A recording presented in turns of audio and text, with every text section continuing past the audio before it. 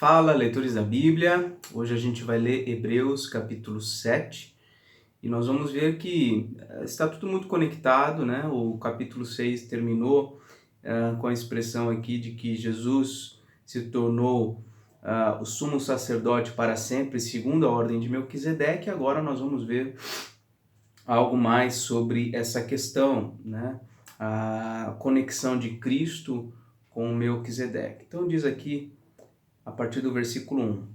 Porque este Melquisedeque, rei de Salém, sacerdote do Deus Altíssimo, que saiu ao encontro de Abraão, quando voltava da matança dos reis, e o abençoou, para o qual também Abraão separou o dízimo de tudo, e aí vem um grande parênteses, primeiramente se interpreta rei de justiça, depois também é rei de Salém, ou seja, rei de paz, sem pai, sem mãe, sem genealogia, que não teve princípio de dias, nem fim de existência, entretanto, feito semelhante ao Filho de Deus, permanece sacerdote perpetuamente. Então, este Melquisedeque, que foi referida a sua história, ou uma pequena trajetória dele em Gênesis capítulo 14, se eu não estou enganado, o texto, o autor de Hebreus está dizendo que Jesus, ele é sumo sacerdote segundo a ordem de Melquisedeque. E esse Melquisedeque, ele era tão importante, né? Ele é tão importante aqui no contexto da história bíblica, que o próprio Abraão, que é o grande patriarca do povo de Israel, ele próprio separou o dízimo de tudo que ele tinha e entregou, né, para Melquisedeque. Então, nós vemos aqui que Cristo, por ele ser um sacerdote segundo a ordem de Melquisedeque, ou seja, da mesma espécie, né, da mesma qualidade, da mesma essência ali da pessoa que Melquisedeque, né, representou, ele então é superior a Abraão. E é isso que o autor de Hebreus está procurando salientar aqui para um povo que colocava Abraão acima de tudo, colocava Moisés acima de tudo, colocava o sacerdócio levítico acima de tudo. O autor de Hebreus está procurando mostrar que Abraão, que é o grande patriarca, ele se submeteu, ele se sujeitou ali a Melquisedeque a ponto de reunir tudo que ele tinha ali, entregar o dízimo, né, para aquela figura, aquele homem que era tanto rei como também sacerdote. Versículo 4.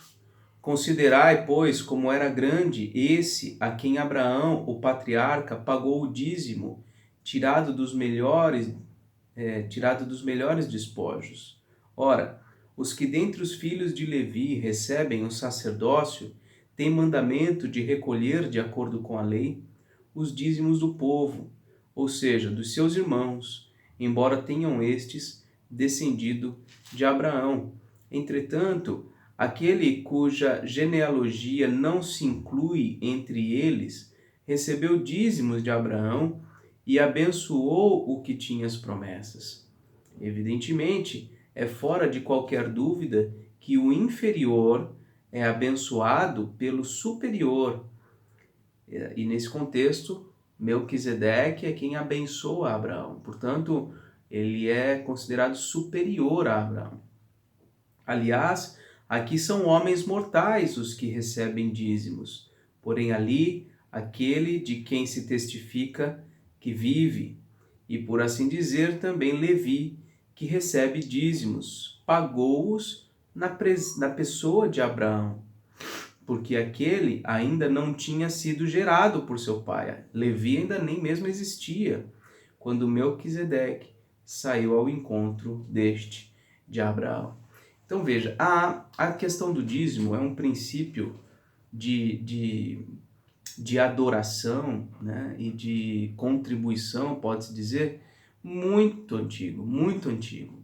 É mais antigo do que a própria lei mosaica, né? Como muitos acreditam que o dízimo está apenas atrelado às leis dadas por Deus a Moisés estão enganados. O dízimo é um princípio muito anterior a Moisés, muito anterior a Jacó, a Isaac e até mesmo anterior ao próprio Abraão. Abraão viveu nesse contexto em que o dízimo era uma forma de adoração, né? De retribuição, de gratidão, né? Pelas divindades que se criam, enfim, o que se tinha em mente é uma outra questão, mas que o dízimo já existe há muitos e muitos milhares de anos, isso existe, né? Então, muita gente quer descredibilizar esse princípio, dizendo que faz parte da lei de Moisés e que não, e portanto não vigora mais para nós hoje, né?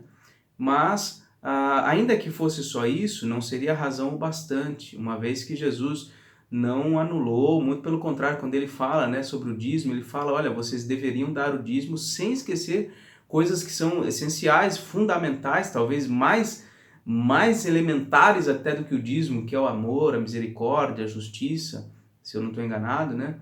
Misericórdia, a paz, a justiça, eu não estou lembrado exatamente o que ele diz, mas então ele não anula essa questão do dízimo, né?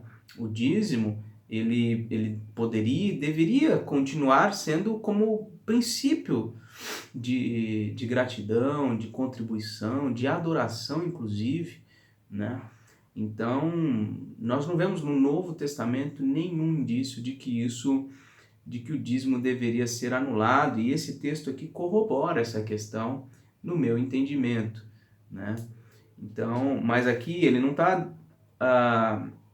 o autor de Hebreus não está dizendo aqui, olha, bom, então vocês agora têm que dar o dízimo. Não é isso que ele está falando, eu só estou pegando um ponto só para conversar um pouquinho sobre isso. O que ele está colocando é o seguinte, uma vez que Abraão deu o dízimo a Melquisedeque, e foi abençoado por Melquisedeque, significa o quê? Significa que Melquisedeque é superior a Abraão, né? E Cristo, sendo um sacerdote segundo a ordem de Melquisedeque, ele, portanto, é superior a Abraão.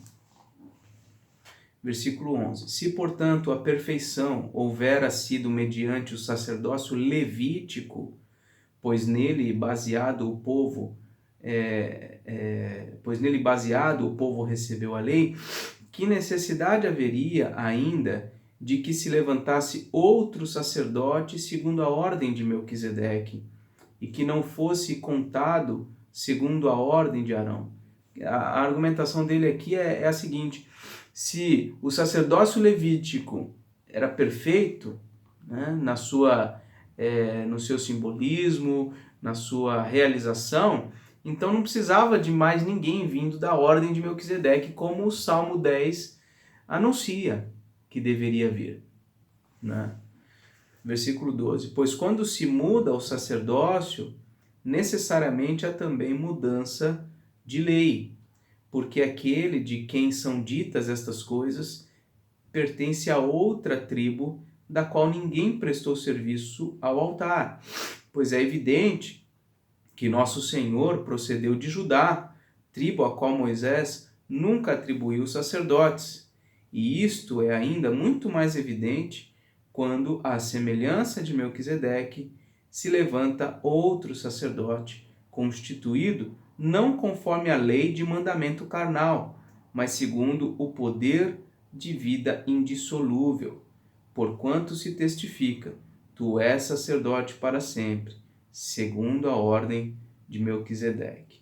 Portanto, por um lado, se revoga a anterior ordenança, por causa de sua fraqueza e inutilidade, pois a lei nunca aperfeiçoou coisa alguma, a lei mosaica, o sacerdócio levítico.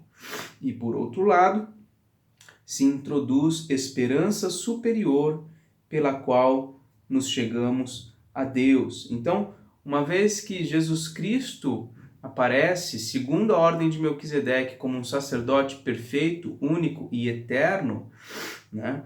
Então, por um lado, diz o versículo 18, se revoga a anterior ordenança, porque todo aquele sacerdócio, todos aqueles rituais, todo aquele simbolismo era imperfeito, né? Era fraco e inútil, porque ele não poderia produzir de fato a expiação, a santificação do povo.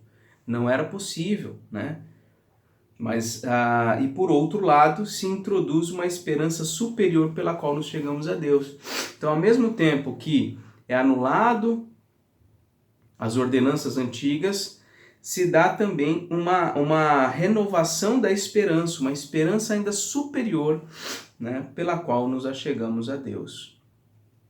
E aí, a partir do versículo 20 diz: e visto que não é sem prestar juramento, porque aqueles sem juramento são feitos sacerdotes, mas este com juramento por aquele que lhe disse: o Senhor jurou e não se arrependerá, tu és sacerdote para sempre.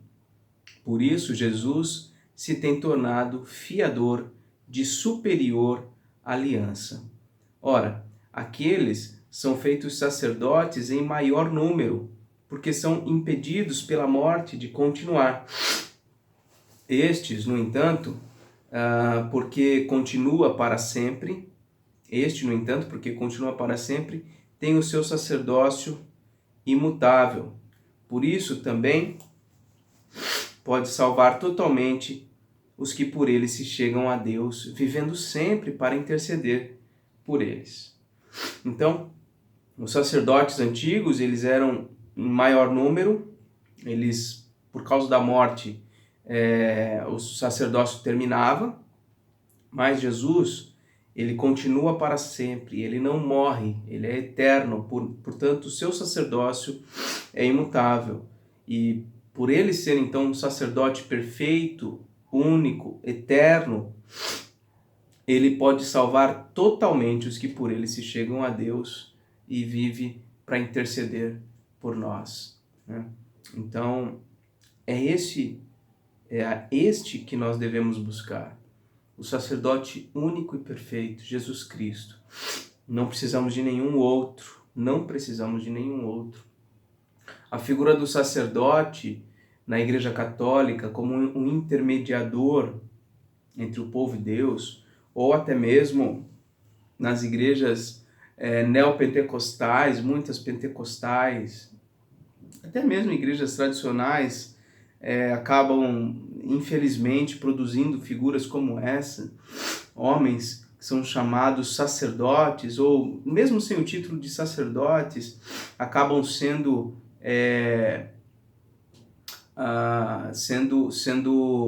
recebidos pelo povo como um representante de Deus. Isso não é verdade, isso não combina com a Bíblia, porque a Bíblia está nos mostrando alguém que é superior a todos os sacerdotes humanos.